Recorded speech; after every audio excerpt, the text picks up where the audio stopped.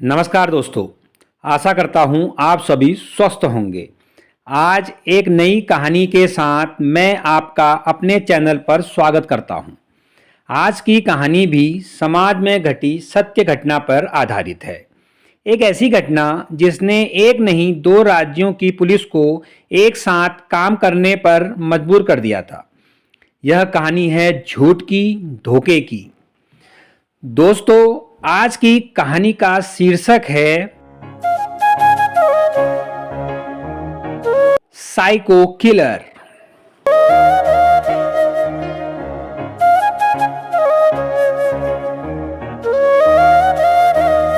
शर्मा जी के परिवार में खुशी का माहौल था। परिवार वाले एक दूसरे को मिठाई खिलाने के बाद पड़ोसियों को भी मिठाई बांट रहे थे। बधाई देने के लिए रिश्तेदारों के फोन आ रहे थे। मानो घर में जश्न का माहौल है। आखिर ऐसा हो भी क्यों ना। शर्मा जी की बेटी आकांक्षा अब अमेरिका तो जा रही थी।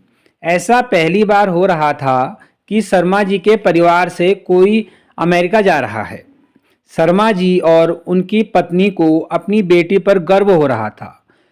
घर के सभी लोग तैयारियों में लगे थे, लेकिन बेटी के इतने दूर जाने पर चिंता भी हो रही थी। मम्मी पापा, आप चिंता मत करो, अब मैं अपना ख्याल रख सकती हूँ। अगर आप ऐसा उदास चेहरा लेकर मुझे विदा करोगे तो मैं नहीं जाऊंगी। ऐसा कहते हुए आकांक्षा ने अपने माता पिता को गले लगा लिया। आकांक्षा की खुशी और उत्साह देखकर शर्मा जी और उनकी पत्नी अपनी चिंता को छिपाने का असफल प्रयास कर रहे थे। फ्लाइट का समय हो चुका था। आकांक्षा फ्लाइट पर बैठकर अमेरिका के लिए रवाना हो गई। 2 दिन होने वाले थे आकांक्षा को अमेरिका गए, लेकिन अभी तक उसका कोई फ़ोन, कोई मैसेज नहीं आया था। आकांक्षा की माँ काफ़ी परेशान थी। जब शर्मा जी के बेटे ने समझाया कि अमेरिका दूर है, भले ही संध्या फ्लाइट से गई हो, लेकिन फिर भी उसे वहां पहुंचने में समय लगेगा, फिर कर देगी फ़ोन। अपने बेटे की बात सुनकर आकांक्षा की माँ को थोड़ी शांति मिली। आकांक्षा को गए हुए 3 दिन पूरे होने वाले थे। इस दौरान फ़ोन की घंटी बजती है। दूसरी ओर से आकांक्षा पूछती है, कैसी हो माँ? अपनी बेटी की आवाज़ सुनकर आकांक्षा की माँ को शांति मिलती है। वह अपने पति और बेटे को आवाज़ लगाती है। फ़ोन स्पीकर पर रखते हुए शर्मा जी भी आकांक्षा से बातें करने लगते हैं। थोड़ी देर बात करने के बाद आकांक्षा बाद में फ़ोन करूँगी कहते हुए फ़ोन रख देती है। माँ, अब तो तुम खुश हो ना? कहते हुए शर्मा जी का बेटा पूछता है, तो उसकी माँ हाँ में सिर हिलाते हुए थोड़ा भावुक हो जाती है। अब आकांक्षा का फ़ोन अक्सर आता ही रहता था, जिससे सभी थोड़ा निश्चिंत से रहने लगे। एक दिन अचानक आकांक्षा के फ़ोन आने बंद हो गए, जिससे आकांक्षा का पूरा परिवार परेशान हो गया। उन्होंने कई प्रयास किए आकांक्षा से संपर्क करने के, लेकिन कोई नतीजा नहीं निकला। जिसके बाद शर्मा जी ने पुलिस से मदद मांगने का निश्चय किया। शर्मा जी पुलिस के पास पहुंचे। हालांकि पुलिस जांच कर रही थी, लेकिन यह मामला उतना आसान था नहीं, क्योंकि बात यदि अपने देश की होती तो पुलिस अपने हिसाब से कार्रवाई करती, लेकिन बात थी अमेरिका की, जहां तक पहुंचना पुलिस के लिए आसान नहीं था। फिलहाल पुलिस अपने स्तर से जांच शुरू कर रही थी। इस दौरान संध्या की कहानी ने एक ऐसा मोड़ लिया जिसकी किसी ने कल्पना भी नहीं की थी। पुलिस को जांच के दौरान ये पता चला कि संध्या ने जितने भी फ़ोन किए थे वह अमेरिका से नहीं, भारत से ही किए थे। इतना सुनने के बाद शर्मा जी और उनकी पत्नी को विश्वास नहीं आ रहा था कि जिस बेटी को वे अमेरिका भेजते समय खुशी से फूले नहीं समा रहे थे, वह भारत में ही है। आखिर यह कैसे संभव हो सकता है? और यदि आकांक्षा भारत में ही है तो आखिर कहाँ है? किसके साथ है, और सबसे बड़ा प्रश्न, उसने ऐसा क्यों किया। दोस्तों, आकांक्षा उर्फ श्वेता अपने पिता देवेंद्र कुमार शर्मा, माता और भाई के साथ पश्चिम बंगाल के बांकुरा में रहती थी। साल 2007 में आकांक्षा की दोस्ती सोशल मीडिया के माध्यम से उदयन से होती है। दोनों की यह दोस्ती धीरे धीरे प्यार में बदल गई। 8 साल से अधिक समय तक दोनों एक दूसरे से बातें करते रहे।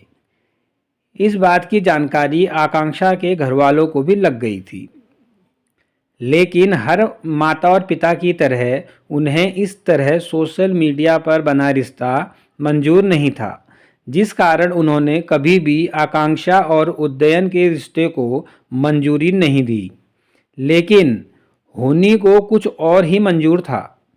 एक दिन आकांक्षा और उदयन ने साथ रहने की योजना बनाई, जिसके बाद आकांक्षा ने अपने परिजनों से यह झूठ बोला कि उसकी नौकरी अमेरिका में लग गई है और वह वहां जाना चाहती है। शर्मा जी और उनकी पत्नी को अपनी बेटी पर पूरा भरोसा था, जिसके बाद दोनों ने अपनी बेटी को अमेरिका जाने की इजाज़त दे दी। जून 2016 में आकांक्षा अमेरिका जाने की बात कहकर भोपाल स्थित साकेत नगर आ गई और उदयन के साथ रहने लगी। इस दौरान वह अक्सर अपने परिवार वालों से फ़ोन पर बात किया करती थी, जिससे उसके परिवार वालों को चिंता न हो। 1 महीना बीत चुका था आकांक्षा को भोपाल आए हुए।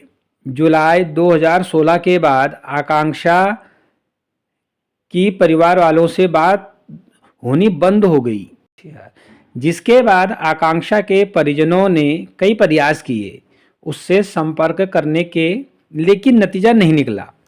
इस दौरान जब आकांक्षा के भाई ने उस नंबर को ट्रेस कराया जिससे आकांक्षा बात किया करती थी, तो उसकी लोकेशन भोपाल की निकली।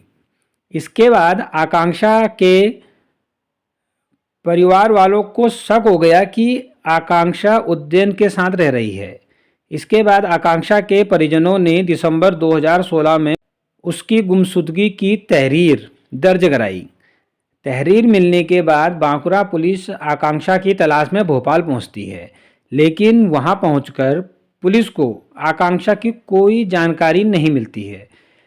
लेकिन यहाँ एक बात बहुत खास थी कि जिस आकांक्षा की तलाश में पुलिस और उसके परिजन लगे हुए थे, वह सोशल मीडिया का प्रयोग किया करती थी। अब सवाल यह था कि जब आकांक्षा सोशल मीडिया का प्रयोग कर रही है, तो वह अपने परिजनों से बात क्यों नहीं कर रही है। आखिर क्या राज था जिसकी कड़ी पुलिस को नहीं मिल पा रही थी। पुलिस अपने जांच में लगी थी। बांकुरा पुलिस ने अपने जांच का दायरा बढ़ाया और आखिरकार भोपाल पुलिस की मदद से आकांक्षा की जानकारी हासिल की। लेकिन तब तक बहुत देर हो चुकी थी, क्योंकि आकांक्षा की हत्या हो चुकी थी। उसकी हत्या किसी और ने नहीं, बल्कि उसके प्रेमी उदयन ने ही की थी, जिसके बाद उदयन को पुलिस ने गिरफ्तार कर लिया। अब सवाल यह था कि आखिर जिस उदयन के लिए आकांक्षा ने इतना बड़ा झूठ बोला, उसी ने आकांक्षा की हत्या क्यों की। पुलिस ने उदयन को हिरासत में लेकर पूछताछ शुरू कर दी। उदयन के पिता वीके दास भेल अर्थात Bharat heavy electricals limited Bharat सरकार का उपक्रम होता है, में फोरमैन थे। उदयन की मां विंध्याचल भवन में एनालिस्ट अर्थात विश्लेषक की पोस्ट से रिटायर हुई थी। उदयन ने बताया कि उसके पिता की बीमारी से मौत हो चुकी है और उसकी मां अमेरिका में रहती है। अब पुलिस ने उससे आकांक्षा की हत्या के बारे में पूछा, तो उसने पुलिस को गुमराह करने का प्रयास किया। पुलिस को उदयन के जवाबों से संतुष्टि नहीं थी, लेकिन इतना स्पष्ट था कि उदयन ने आकांक्षा की हत्या कर दी है। पुलिस ने आकांक्षा की लाश के बारे में पूछा तो उदयन ने बताया कि उसने पहले आकांक्षा का मुंह तकिए से दबाया। उसे लगा कि आकांक्षा जिंदा है तो उसने आकांक्षा का गला घोंट दिया, जिसके बाद उसने लाश को एक बॉक्स में बंद कर दिया और उसे सीमेंट से भर दिया। इसके बाद उसने एक चबूतरा बनाकर बक्से को ढक दिया और वहाँ भी सीमेंट से भरकर बंद कर दिया। अब पुलिस उदयन के बताई जगह पहुंची और लाश को निकालने का काम शुरू कर दिया। पुलिस को चबूतरा तोड़ने में ही 7 से 8 घंटे लग गए थे, लेकिन पुलिस अभी इस कार्रवाई से भी संतुष्ट नहीं थी, क्योंकि पुलिस को शक था कि उदयन कोई ना कोई राज छिपा रहा है जिसका पता लगाना जरूरी था। इस दौरान पुलिस ने अपनी जांच का दायरा बढ़ाया। पुलिस की जांच के दौरान जो खुलासा हुआ कि जिस उदयन के साथ आकांक्षा भोपाल में रह रही थी वह साइकोपैथी पर्सनालिटी डिसऑर्डर नामक बीमारी का शिकार था। दोस्तों, इस बीमारी में व्यक्ति असामाजिक व्यवहार करने लगता है, साथ ही दूसरों के प्रति सहानुभूति दिखाने और पछतावा महसूस करने की क्षमता को खो देता है। उसका व्यवहार आक्रामक और अपमानजनक हो जाता है। ऐसी स्थिति में व्यक्ति को परिस्थितियों और लोगों को समझने और उनसे संबंध बनाने में परेशानी होती है। उदयन ने मात्र 12वीं कक्षा तक पढ़ाई रायपुर के एक स्कूल से की थी और उसके बाद उसने पढ़ाई छोड़ दी। उदयन की यह बात भी झूठी निकली कि उसने आईआईटी दिल्ली से पढ़ाई की है, लेकिन उदयन अंग्रेजी अच्छी बोला करता था। पुलिस ने उसके माता पिता के बारे में जानकारी हासिल करने का प्रयास किया, जिसके बाद पुलिस की जांच में जो सच सामने आया वह भयावह था।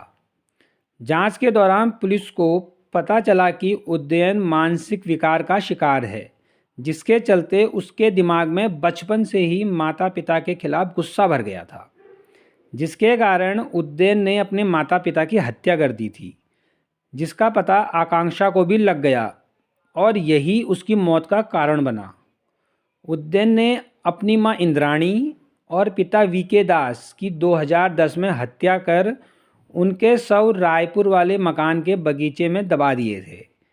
पुलिस के अनुसार आकांक्षा को उदयन के राज का पता चल गया था, इसलिए वह अपने घर लौटना चाहती थी। आकांक्षा और उदयन के रिश्ते को 8 साल हो चुके थे, लेकिन आकांक्षा नहीं जानती थी कि उदयन ने उससे इतना बड़ा राज छुपाया है। इसके बाद आकांक्षा ने 12 जुलाई को कोलकाता लौटने के लिए ट्रेन की टिकट भी बुक कर ली थी, लेकिन उदयन ने उसे नहीं जाने दिया। 14 जुलाई 2016 की रात आकांक्षा और उदयन के बीच जमकर बहस हुई थी। आकांक्षा के सोने के बाद वह रात भर उसकी हत्या की योजना बनाता रहा। 15 जुलाई की सुबह उसने आकांक्षा की हत्या कर दी। उदयन ने अपने मां और आकांक्षा को सोशल मीडिया में जीवित रखा हुआ था, जिससे किसी को शक न हो। पुलिस अपना काम कर चुकी थी, लेकिन अभी भी एक और कड़ी को जोड़ना बाकी था कि आखिर उदयन अपनी ज़रूरतों को कैसे पूरा करता था। उदयन के माता पिता की भी हत्या हो चुकी थी और वह स्वयं भी कुछ काम नहीं करता था। तो ऐसे में सवाल यह था कि आखिर उदयन अपने ज़रूरतों को पूरा करने के लिए रुपये कहाँ से लाता था। जिसके बाद पुलिस ने अपनी जांच में बताया कि उसके माता पिता की नौकरी और मकान से मिले रुपयों से वह अपने शौक़ पूरे करता था।